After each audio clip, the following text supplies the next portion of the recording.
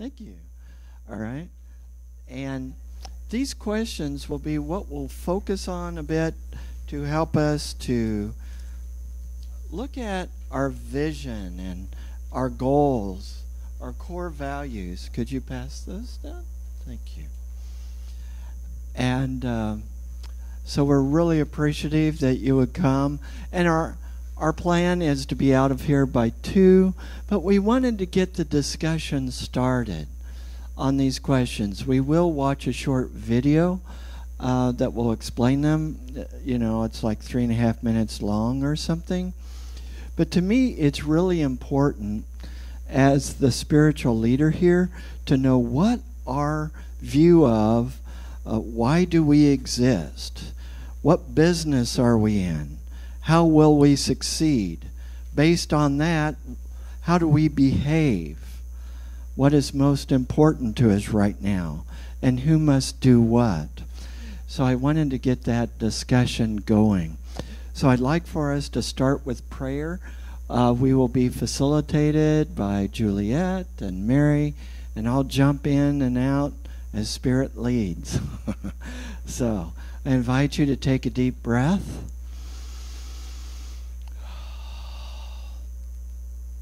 And right where we are, we experience the presence of God. All that God is fully present, leading in, through, and as this sacred ohana, assisting and guiding us to know what is ours to do, why we are here, how we go about that. We're grateful for every member of this sacred ohana, and we bless this time together. And so it is. Amen. And while I was praying, I realized we may not have that video. Do we have it? No. No, we don't. So let me just say a few things.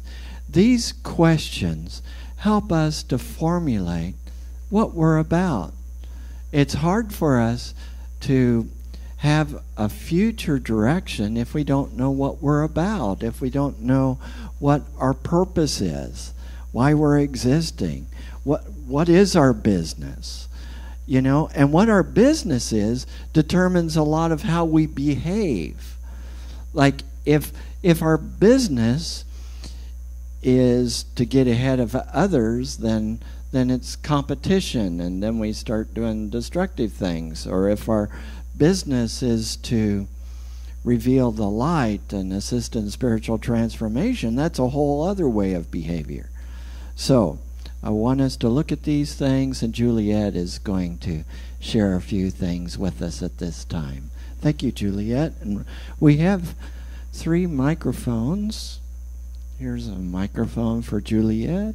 And Mary and I might be the runners to run around and get comments. And we ask that your comments might be 2 minutes or less.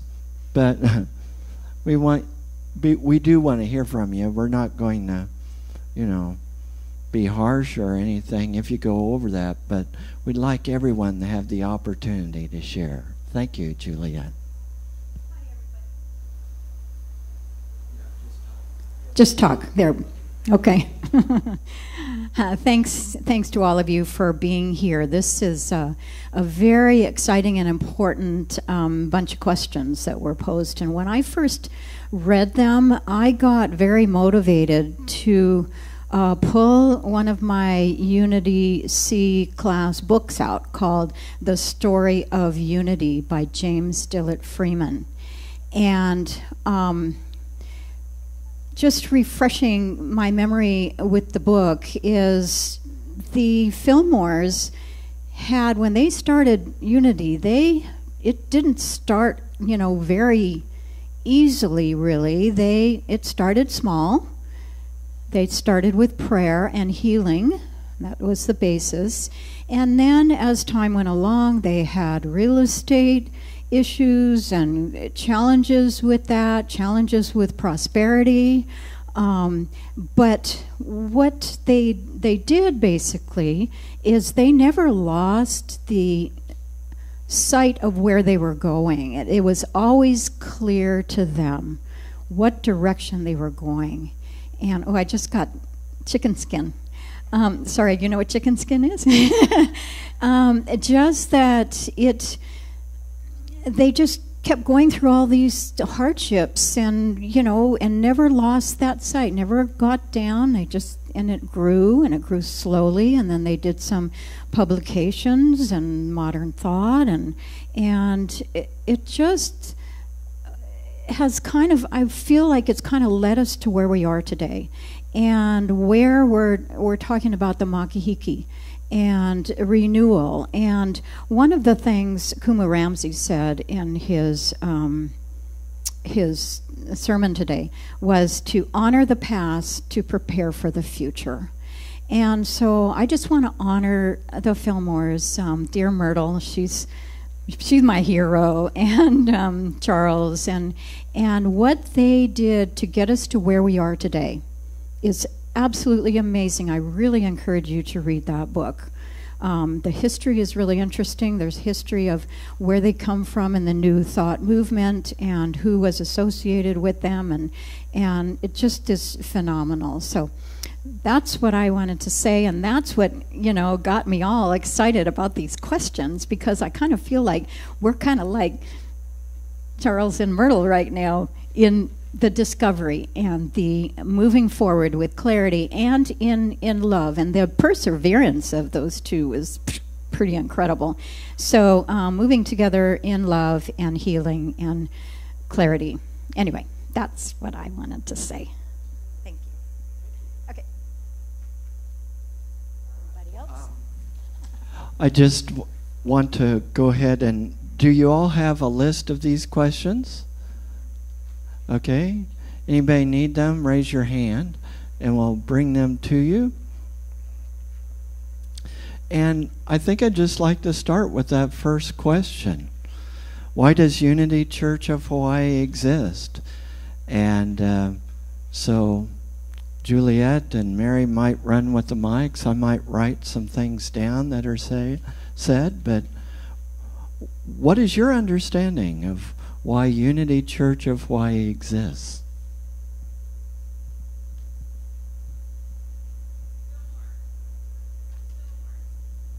Okay, the Fillmores.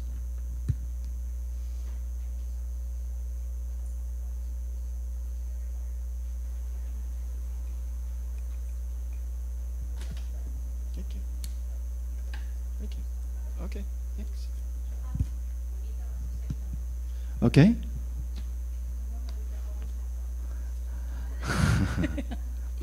Well, I feel that Unity Church exists to bring people of like minds together, and and who are searching for a path that's different from what they probably were used to, and will lead them into something, searching then for something better, or for their own self, looking for a comfort place, a place of not to feel like different from other people, something like that. Okay, thank you, Mala. All right, thank you. Awesome. Anybody else? No, I was just saying I agree. Oh, okay. She saw your light and she just came your way. I know how it is. Okay. All right, Francine.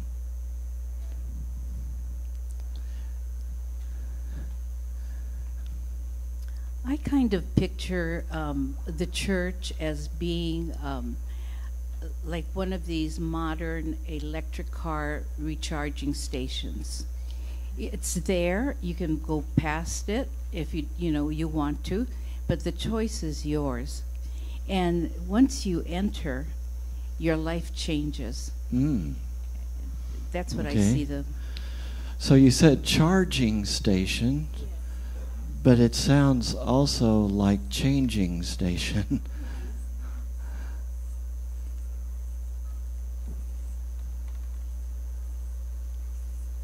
And maybe some of you, I don't know, if you all have really given thought to why we exist. And there's a reason. There are probably multiple reasons, but there are probably unique things about Unity Church of Hawaii, why we exist. I mean, there's lots of other churches.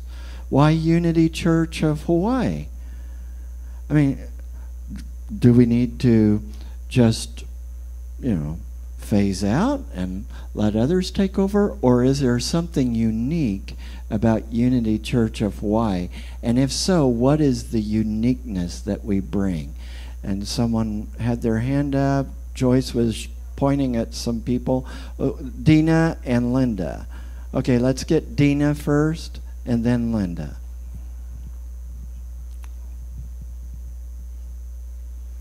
This church had a mission statement some years ago, which I still love, and I think to me, it still represents unity. To love ourselves, God, and each other, and teach those that don't know that truth. Mm-hmm. Thank you. All right. I believe it was phrased to realize our oneness with God and each other, and that's still what it means to me. Okay. Our oneness, say that again.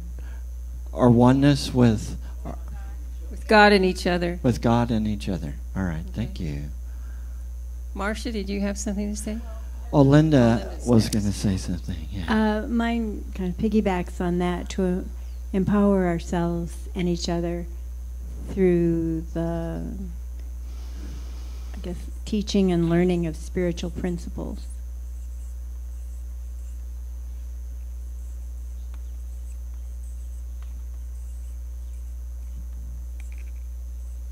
Okay. It's probably already up there, but I feel Unity is teaching me about that God is within us. Okay. And we're supposed to show it to the world. Okay. Or share it with the world.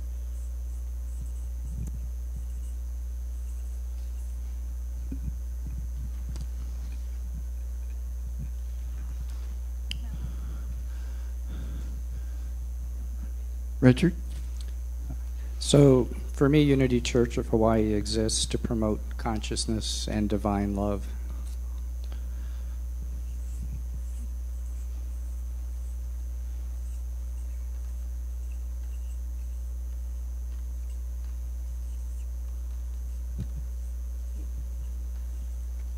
All right. Thank you. Yes. I'm piggybacking on what Juanita said about what she first said. In any case, I think that Unity is almost like a haven for people that have been rejected, maybe from traditional religions, and it's very open and accepting of everyone. Good. We needed someplace, Good. like a Thank sanctuary. Good. Let me just point a few things out here, and all of these are very good. Bringing like-minded people together. The Fillmores are certainly a unique part of our history that not all churches would bring. Being a changing, charging station. Love, oneness, empower through spiritual principles, practicing living spiritual principles. God within us. And as we're going through these, think about, in what way does Unity do that uniquely? Or what is unique about how Unity does this? Unity certainly emphasizes very strongly oneness and love, empowerment through spiritual principles, God within us. When I grew up, there was a strong emphasis on God being separate from us, God being distant.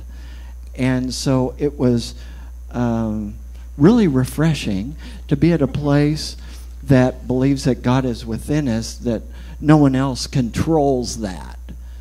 You don't have to pay a priest or someone else to make sure that you have the connection. Nothing against that. I'm just saying that Unity teaches in the inner light, the inner guru. and consciousness, divine love. I mean, and this is, we're brothers and sisters with all different traditions, but most churches that I go to, or if I were to visit, will not talk about consciousness. They'll talk about what I need to do to get my life right, but they won't necessarily talk about consciousness. So again, look, that's something unique about this place, or to be a haven for people who have tried other things. And so many times I've heard stories from people about how they were hurt or lost or gave up on church or never knew of any church and found this to be a safe haven. Thank you. Any other thoughts, Jan? So the first time I came to Unity Church was Easter Sunday, but it was also Aloha Sunday. And I walked up to the church, and the doors are open on the side, and there's a hula halau coming up the aisle. And I'm like, oh my God, a church that knows where it is. And that to me is a very important part of Unity Church of Hawaii, that we recognize and honor the culture in which we are living. The second thing, sorry, is that it is a very practical approach to all these very conceptual things about consciousness and oneness and God and so forth. So that coming in for the very first time, you hear right away something you can do to make your life better. And the third thing is, I'm sorry, it keeps kind of trying to slip from my brain, is that when I left here at the end of every one of the first, half dozen services I came to, I felt better than when I came. And this was, to me, a unique experience to go to church and leave feeling better instead of feeling like, oh my God, I've done so badly and what must I do? And I'm, guilty and all that stuff. And I'm failing, always failing, So I came here and got encouraged that what I was doing was good enough. And from there, I could go on. Wonderful. Thank you, Jan. Yes, Marcia? Oh, Jack? Oh, I'm sorry. I think sorry. Go ahead. Go ahead, Jack, and then we'll go to Mala, and then we'll, yeah. I was brought up in another faith and came to Unity and got connected with Course in Miracles quite early with the minister David McClure, and spent a whole year studying that. And I kind of mirror what Richard says. It's the growth in awareness and consciousness of my relationship with God that, to me, is the essence of what I now know to be absolutely true.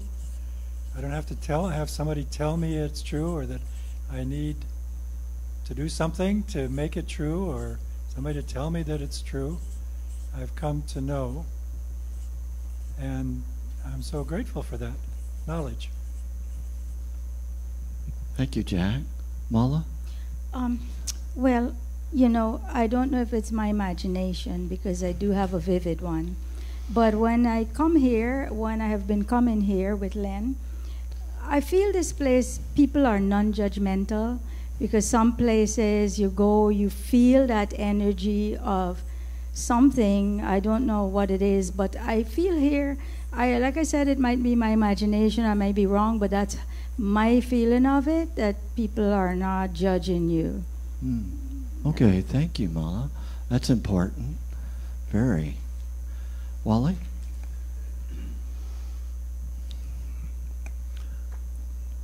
I haven't thought about any of this in depth.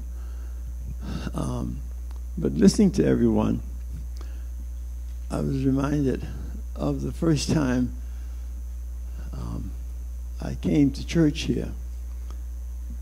And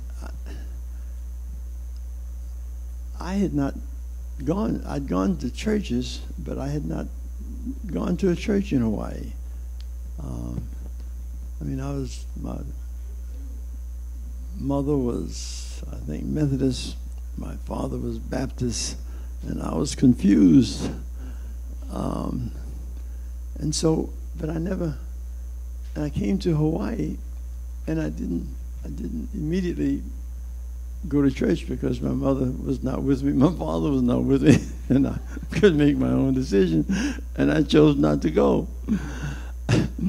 And I can't remember the reason even that I came, because I was living in Kailua, and at that time, Unity was here, and it meant all the way driving over here. But one Sunday, I came here, and I don't remember if I was by myself or whether I was with Christine. But I came, and when service was over, I felt so good. And the thing that really got me, I remember calling a friend, an associate who lived in New Jersey, and this overwhelmed me. People were laughing. The minister told jokes. There was a friendly human element to what was happening. I remember calling my friend John Rossica. I said, John, I went to church this morning, and you and I could have written the religion of the belief system because we laughed all the time. I still do. I think laughter is the best thing going. And I just never been in a church where the minister laughed, told jokes during the sermon. I mean, there was a sense of freedom and joy, and it welcomeness also, because I think that welcomes the congregants, let them know that it is a friendly place, that it is a place where they are welcome. Now, I don't know that Unity teaches this, but it is a part of Unity. So we teach by example, because that has always been a part of Unity. And I've visited and spoke at many Unity churches, and that's a part of the belief system. So we live the belief. We don't just get up on Sunday mornings and say, this is what you want to do, this is who we are. You know, who you are speaks so loudly, I can't hear what you're saying. So that message, for me anyway, I think is consistent through the teachings, and it's all the time. I mean, people come here from everywhere all the time, and it radiates throughout Unity, and I've been to a lot of them, and so I don't think we have to pound it in somebody's head. You know, who you are speaks so loudly, I can't hear what you're saying. And that's the consistency of that is who you are. And so I love Unity. In this church, 1978, I first came here, and then it's still wonderful. Right. Thank you, Wally. Thank you. All right. Maybe we might move on to another question. Did we have some others, Bev? Because this is such good feedback. This is except that I told Richard, you know, I don't know who wrote these questions, but when I first read them, I read them as, why do you exist? Not why does Unity Church of Hawaii exist? And then, you know, what do you do? Hold it a little closer, Bev, so we can hear How you. will you succeed? How do you behave? And it just totally related just to me. Like, whoa. So you were thinking how it related to you personally. And I know I exist to make a difference in the world. And To make a so difference. does Unity. Yeah. Right? To make a difference in the world. And we are all like kindred spirits that meet. Anyway, that's it. Thank you, was a Bev. funny thing to me.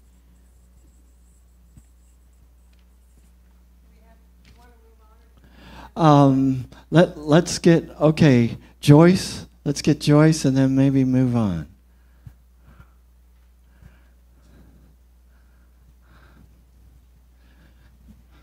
I very much appreciate that we are given lessons that give us something to think about. We are not told what to think. Okay. And as many of us have experienced in our previous, quote, traditional faiths, you don't ask questions, so therefore there's no need to think. And I love it when I can go home and follow up, do some research on my own. Good. Thank you, Joyce. Wow, these are great. I mean, so we're at least expressing some things about what we're here to do, why we exist.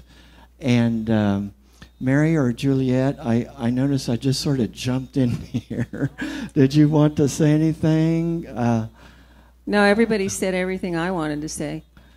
Me too. About this place and what it what it means. Okay, all right. I would say that my parents were stimulated by the Pearsons. They lived next door, and my mother used to talk over the fence to Dorothy Pearson, and boy, they set my parents on fire. And then my mom is like, "You gotta go." Anyway, so that was kind of a neat history thing too. Oh, that's awesome. Thank you for sharing that. So let's look at the second question, which I would focus maybe, well, I mean, they're the same type of question, but what business are we in? What is our primary business? Yeah, I'll start with that because that's a hot topic for me. I think our primary business is to feed people the spiritual food that they crave. They walk through this door hungry for a better way to live and a better way to think and a more loving relationship with everyone in their lives in the world. And I think that that's what this church is all about. It is to put out a banquet of beautiful, wonderful spiritual food and invite everyone, no matter where they've come from, no matter what their history is, no matter what their orientation is, to come and partake of it. And so that, for me, is it. Good. Thank you. Thank you. Anyone else? What business are we in? How do you see it? How do you experience it? What is the business of Unity Church of Wichita?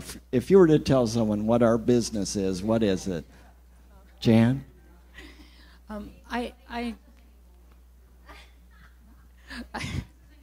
True. He doesn't know he said that.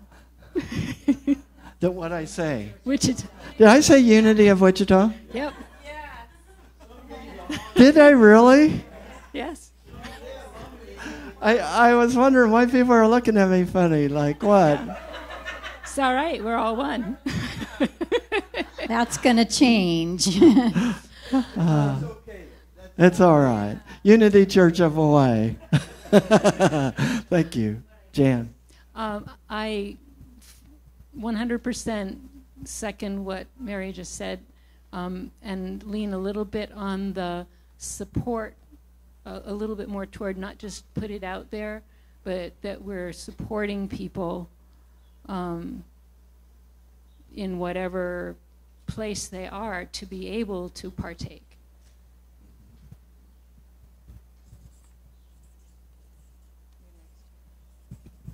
Jack's next.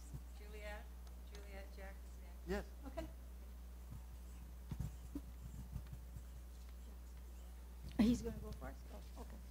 Jack. So I would say in a word, we're in the communication business. Nice. Yeah.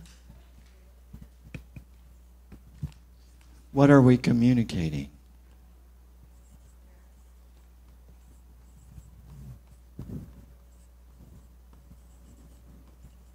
We're communicating the truth about ourselves and God.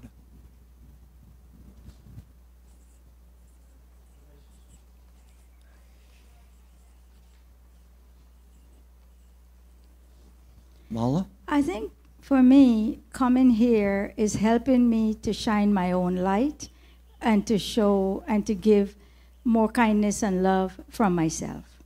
And I feel that's what unity is about, to help us to shine our own light. Thank you. Teach us to shine our own light. Help us to shine our light. Thank you. I think that, again, piggybacking on her, shining our own light is maybe being able to learn more. Unity offers classes and, I don't know, to be able to understand. Like, I sometimes have these thoughts about how, or what I believe in, and when I listen to the sermons or whatever, it kind of, the light shines. I'm like, oh, that's exactly what I meant. Good. Thank you. I think, what do we do? For me, coming here, I can be myself.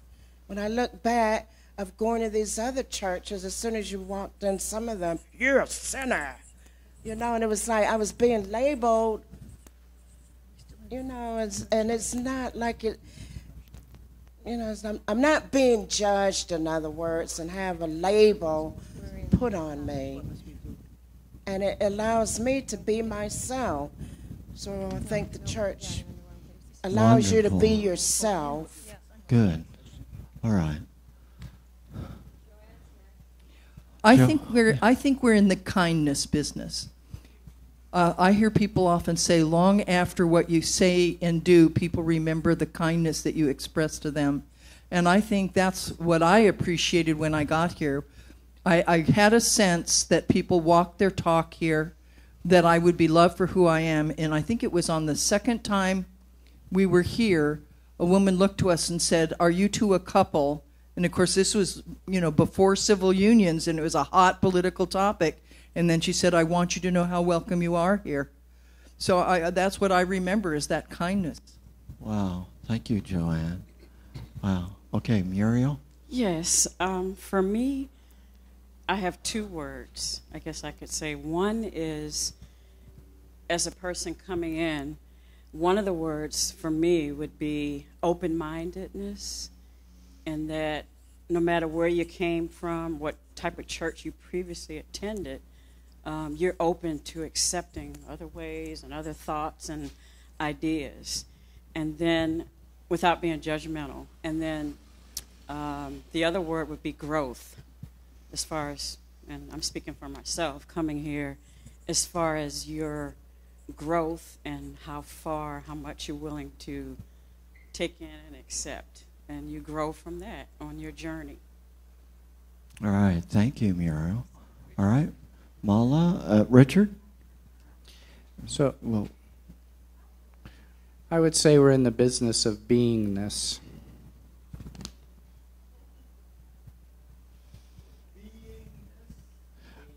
Would you mind saying a little bit more about that? I feel like I have a grasp on what you're saying, but could you flesh it out a little? Sure. Kind of in the same light that Gandhi said, be the change you want to see in the world.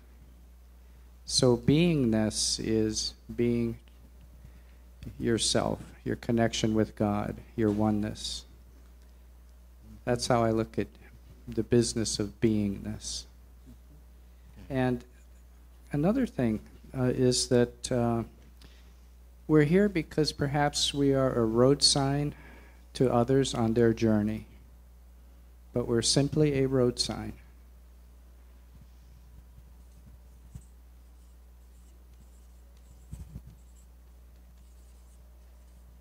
Okay. Mala?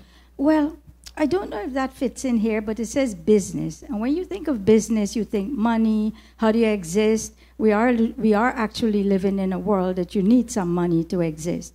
One of the things that I appreciated about this church are two things. Number one, I didn't have to study for 5 years to take a test to become a member. That was something I was a little bit worried about, because some places you have to study and do a whole lot of things to become a member.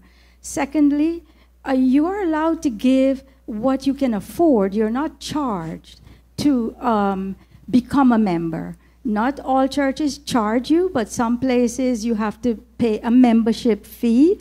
And I think that it's a hardship for people who cannot afford that particular membership fee. Or if you want to go to some celebration, you're charged to go to it. And that, to me, has become too commercialized as a business in a church. Do I explain myself? And so you would say we're not that we're here. not so commercialized. No, you're not commercialized. We're not about commercial business. You're not like a commercial church. Although it is a church, it has to have money to exist. People understand that, and they give from their heart what they can afford. And I do appreciate that part of it, actually. Because some places, and I don't want to mention names, do have a heavy-duty fee to become a member. Okay. And I think, a place of worship and God should be that. Thank you. Thank you, Mala. Good. Anyone else? Wally. Seems that most of the things, what it boils down to for me is we're in the acceptance business. I mean, it's not a business, but we accept people. You don't have to prove yourself. You don't have to follow any rules. I love the quote, "Who you are speaks so loudly I can't hear what you're saying." So most of us that have been here for a while, then we practice the message because that's where you want to be. I mean, if the message is strong, if the message has meaning, if the members are following the message, then you can see in their behavior what the place is. You don't have to get up every Sunday and keep telling somebody who you are. So I think that you can talk to people and tell what they believe in unity because it's a part of who we are. It's not just some words that we get up and that we talk about. Right. Thank you, Wally. Linda? Linda Knox.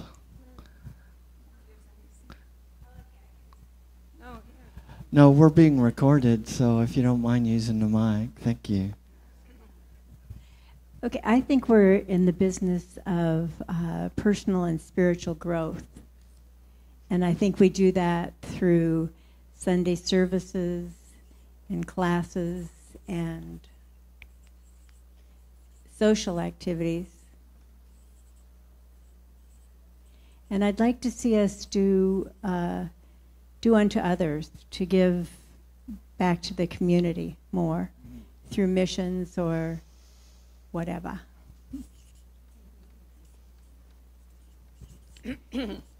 And to segue from that, I feel that we're a business to promote peace.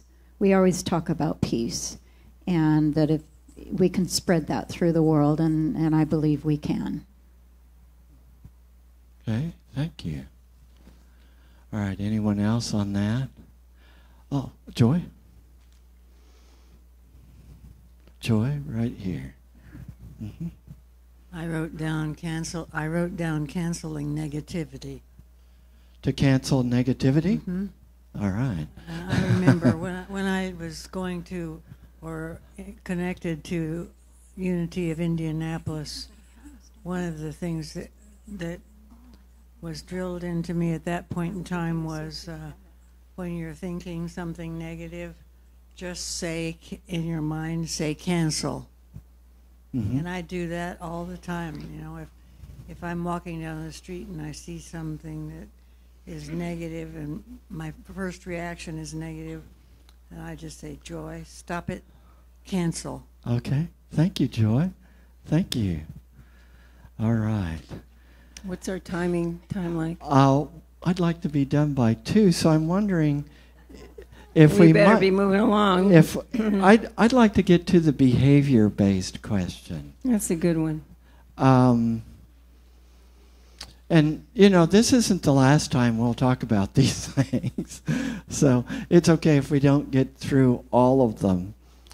But how do we behave? That is, if our behavior,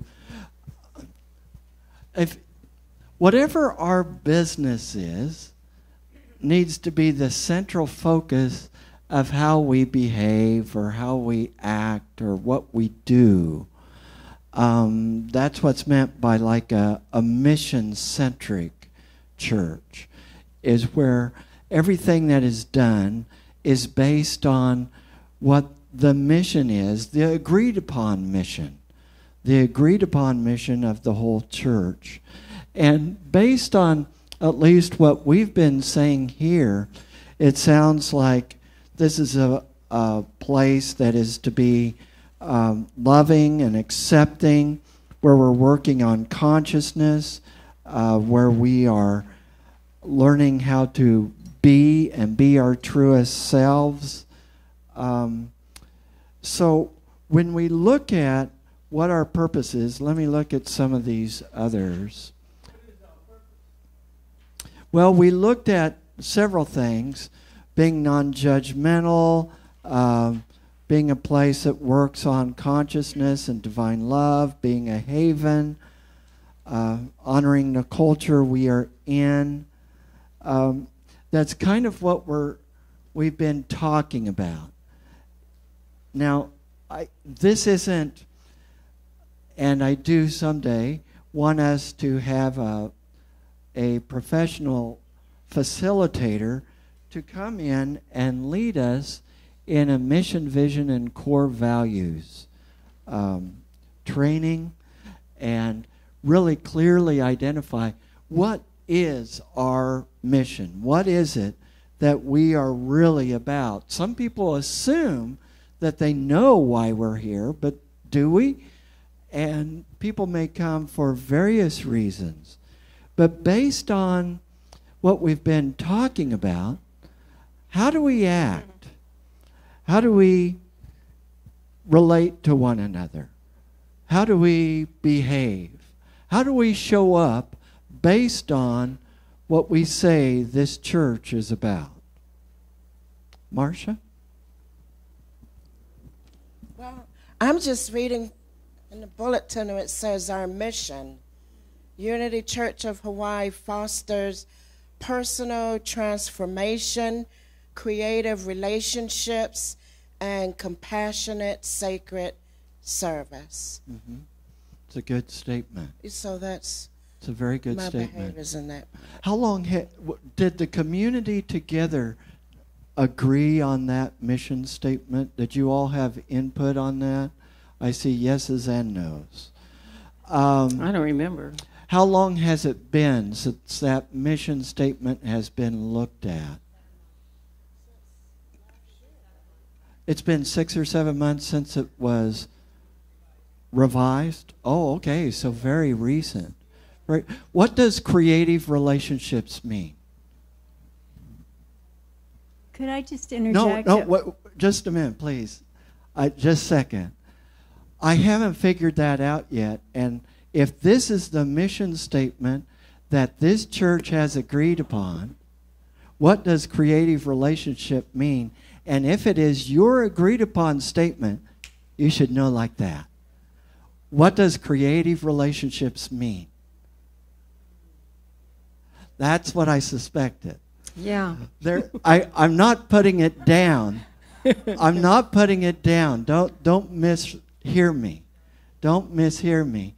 But typically, it helps when we go through a very thorough process to really get at what is it we're really about.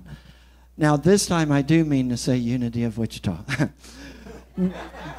At Unity of Wichita, we had a person from Unity Worldwide Ministries come in and really help us with the mission, vision, and core values. And we had to get in there and kind of get down and dirty to figure out what is it we're really about. Not what do we want to be about, but what are we really about?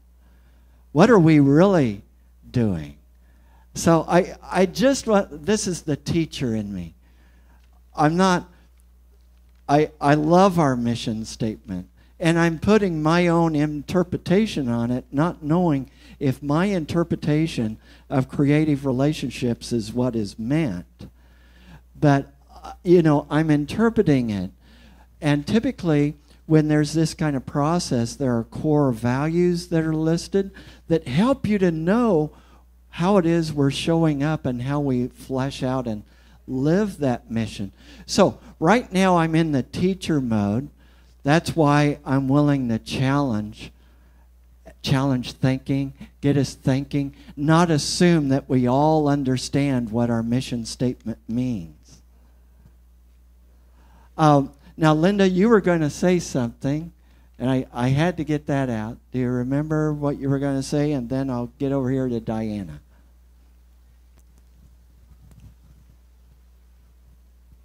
I've just really got very active in 2015, but I think that what we had prior to that was tweaked by that minister, and then it was tweaked again by a consultant that we had. I don't think we've really gone to the heart of it for quite a while, in my experience. Okay. Was it something that the whole community was involved in and wrestled with, like for a whole weekend? Oh, that's what I'm talking about. No, we didn't do that. That's what I'm talking about. No. Yeah, okay. All right. I just want to find out. That's why nobody knows. Okay. Well, I loved the feel of it, creative relationships, you know, and I'm thinking, well, do I walk up to someone and say, let's get creative? I don't know. Well, you know. Diana. I believe it was when Reverend Tony Bain came over the last time as a guest speaker, and I think it was during a board meeting that a workshop. Yeah. A workshop. Yeah. And that's where they tweaked the mission statement and the vision, because she was saying it was too broad. Yes. And it needed to be narrowed, and she suggested this wording. Yes. She suggested it. Right. So, no, I don't think it came before the whole congregation saying, is this what we want to say? Yeah, and I just want to... I think we wanted to wait for your arrival. Oh, thank you. Thank you. All right. And this is what I wanted to say, because I'm close friends with Tony Bain. She said to me, this church really needs to do mission, vision, and core values. Yes. And so that's why I thought, let's see. Let me push the envelope just a little bit. And but, yeah, I knew that you had tweaked it and kind of trimmed it down a little bit, got it in shape, you know, got it up and exercising. So thank you. It was just, you know, it was holding things in place until you got here. I see. Really. Okay. All right. That's what I wondered. Yeah. That's what I wondered. With Band-Aids. With Band-Aids. Well, I think it's a beautiful mission statement, but a mission statement is only as good as it is understood, it is daily remembered, and it is daily lived out. Amen. Otherwise, it's just words. Yeah. You know? Yeah. So it words. really needs to be what's guiding us, which is why I place such an importance on mission, vision, and core values, and why I think, personally, I think it would be good, you know, there are other facilitators maybe on island who could help, but I really think Unity Worldwide Ministries has some resources to help us from the Unity perspective to really look at what are we about. And that's a suggestion. Other feedback on how do we behave? How do we show up? Well, you know, one of the things that I think, you know, Unity principles are not the same and not as other places. I mean, let's face it, this is kind of a unique situation. And one of the things I think it demands of us, and I mean that quite literally, is that we act at our highest and best. toward each other and toward ourselves. So when people come in and they're angry and they're upset and they're judgmental and they're critical, the place that they need to be looking at is inside themselves to see why they can't resolve that inside themselves. This church offers all kinds of tools to help you deal with things like that, with emotions that basically we all know are inappropriate, particularly to be used on each other. And so we have all of this opportunity to learn how to resolve these shadow selves of ourselves. And one of the things that we all need to do, if you're serious here, I think, is participate in those classes and those seminars and those things that teach you a new way of handling this, so that you can be Pono in dealing with other members of this community. And without that, I just, anger and upset and amok stuff, people running amok. That's just not what unity is all about. Which doesn't mean to be wishy-washy and not have any feelings or any emotions or anything like that.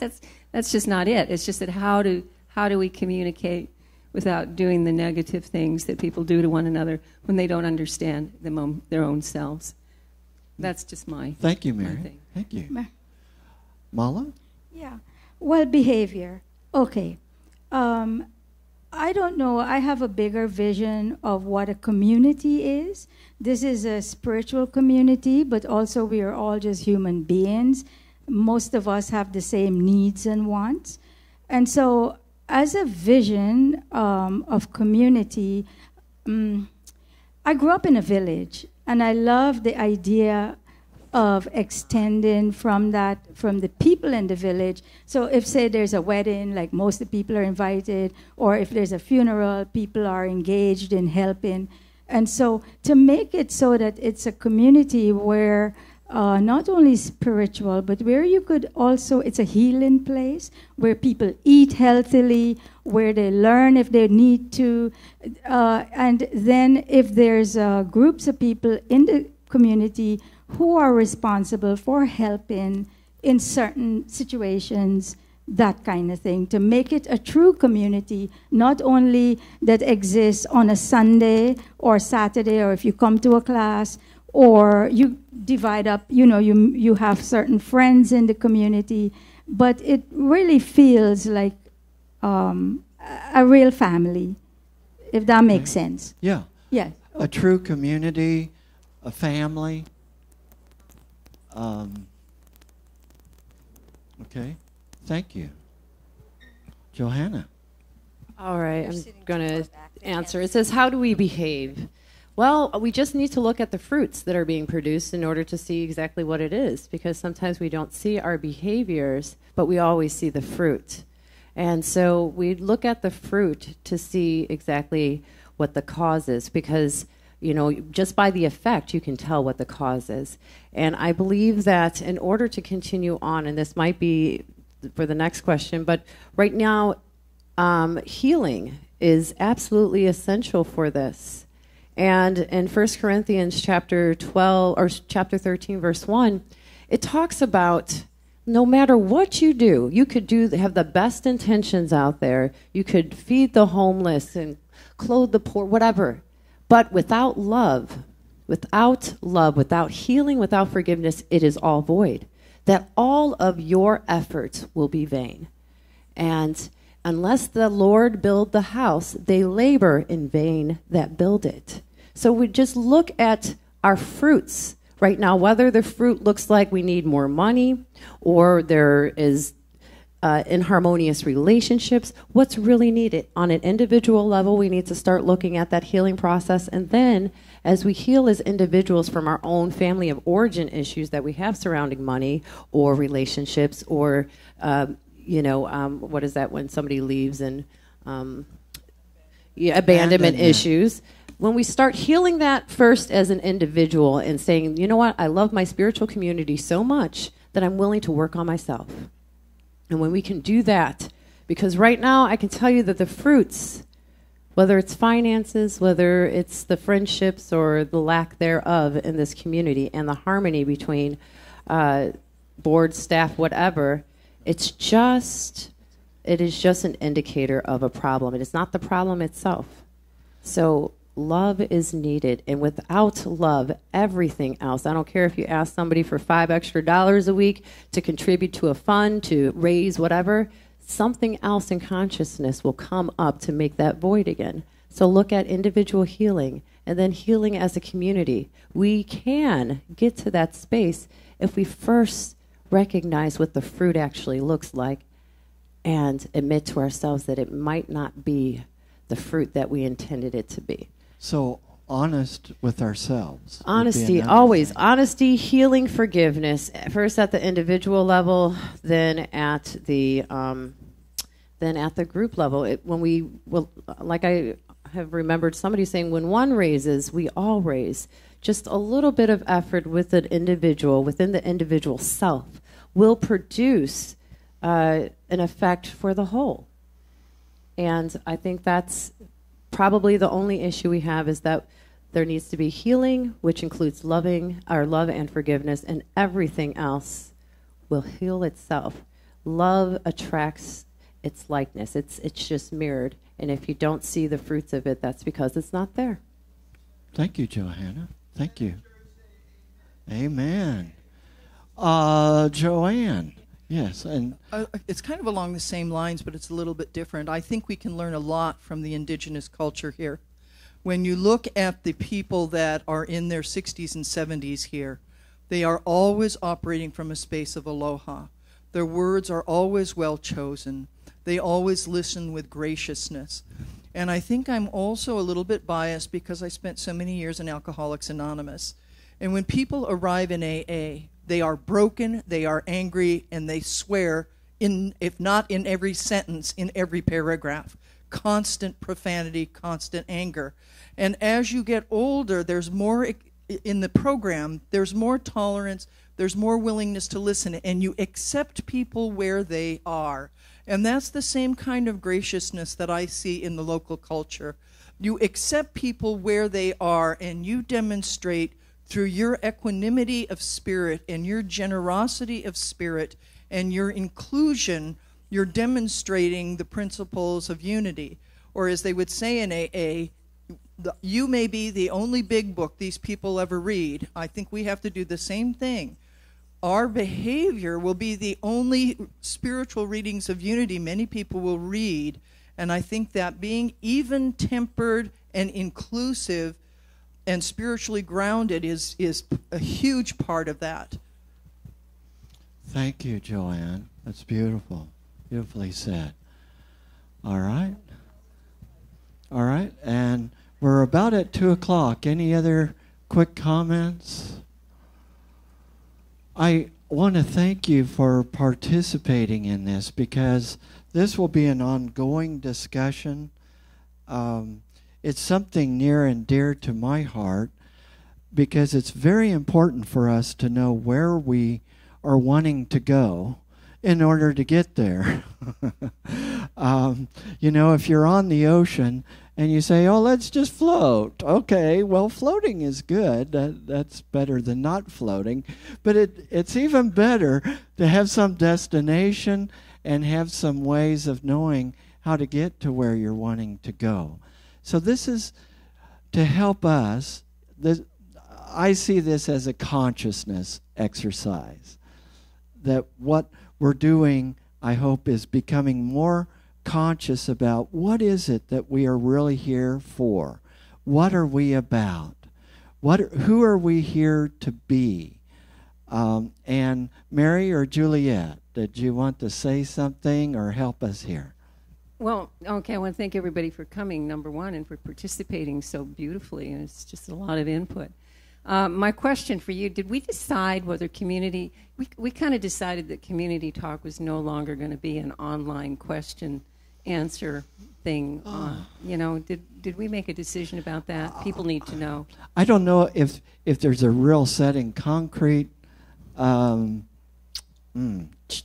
answer, but I think that it would probably be maybe something our board might visit about, but I really think that perhaps, maybe we've finished that particular chapter. I mean, that's some of the feedback that I've been hearing, that maybe we've finished that chapter where we were asking people to submit questions, and then the board would respond to those questions. I don't know. I mean, you can give us your feedback. This is a community, so I'm not going to like tell you this is the way it is.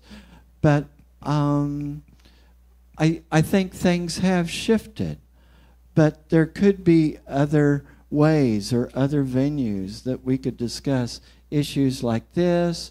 Or I know that the bylaws committee is wanting, I think, some ways for the spiritual community to discuss bylaws, and that might be a different kind of venue, but yet same opportunity to share ideas and give their points of view. Diana. I just had a question about the existence of community talks because it came out of Hopkoff. And I was wondering if it was a board, for those who don't know, is honoring our past, creating our future. That workshop with Reverend Wingate, and they could only take up to 50 people. But community talks is one of the remedies that they came out of Hopkoff, honoring our past, was to create another avenue of communication for the congregation. So would this be a decision that the board would make to take community talks down, or would this be a question for the congregation? That's a very good point.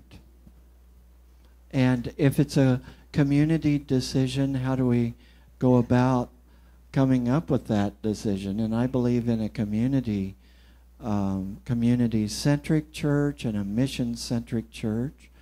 So, I mean, I don't know how we would arrive at that, but that's a very good question. Well, Thank you. little historically on the subject is that the reason that we did it the way we did it, which was online, is because we didn't have a minister at the time. We needed answers to questions. People had a lot of questions. And so what we did was create a web. You could go to the website, you could ask your question, and then it was relayed to the board, and then the board would come up with an answer. But it was awkward, and sometimes it didn't go very well and didn't go very smoothly, and a lot of times people didn't get their questions answered. And so in my personal opinion is that was an interim way of dealing with the fact that we had no real consistent way to do questions and bring up these subjects and talk about. But now, here you are. And guess what? And I'm not in Kansas anymore. We're having community talk right now. And to me, this is the venue of community talk that is the most effective. And that's because a lot of people couldn't even find the thing on the website. I mean, they kind of, well, where is it? And I said, well, you go here and you click there. Well, I don't have a computer. I was like, okay. So we posted on the bulletin board. Well, did you know it was on the bulletin? It was lumpy. I got to just tell you that. Yeah, folks. it was confusing, and then lumpy. we didn't get. But we've got the time and space now. We've got the time. It could just be a communicate. We could rename it, or it's a community talk. Stay tuned. It's just stay tuned. But this kind of forum, where people don't have to go online and then it has to go to the board. You would be here. Board members would be here and get questions answered. Nikki wanted to say something. Well, I just want to know, so if there's a lot of people that don't come, and there's not people, what other avenues and ways can we open it up for the people that can't be here or can't go online? Maybe perhaps sometimes a booth. I don't know. But I think more people do have things to share that are not sharing. I agree. I think we need to open up more doors, adapt for the different type of people, because we're not all the same. It doesn't matter if we all come to the same church and we're following the same path. We still have a lot of differences, and especially in the way we communicate. So if we could have more options, I think that'd be nice. Good. Thank you, Nikki. Appreciate that. And there are all kinds of options. I mean, it could be meetings after church. It could be meetings on other days of the week. It could be something online. It could be, I don't know. I mean, maybe this is the creative relationship part. Maybe we can be creative and figure out how to do our business of communication, Jack was referring to, and we can figure this out together. But I believe it is a community talk. It's not a minister talk per se, it's a community talk. So thank you all for coming. Why don't we stand and maybe join hands as we have a closing time of prayer. Maybe not a closing time of prayer, maybe an opening time of prayer as we go out into this beautiful Hawaiian day and express the light that we are. May I? Thank you. And I want to thank Mary and Juliet for your help. Thank you, Judy, for your help. Judy found these questions from, is it Brian Lencioni? Pat Lencioni. And so at some point we'll look at his video. But I just invite you to take a deep breath. And we know and acknowledge the oneness of spirit. Pray right now for the person on your left. Now pray for the person on your right. Lift up this entire group in prayer. Lift up those who may be watching live stream or recording. We lift up this congregation knowing that we are propelled forth by the presence of God, and we give thanks, and so it is. Amen. Feel free to give some hugs, high fives.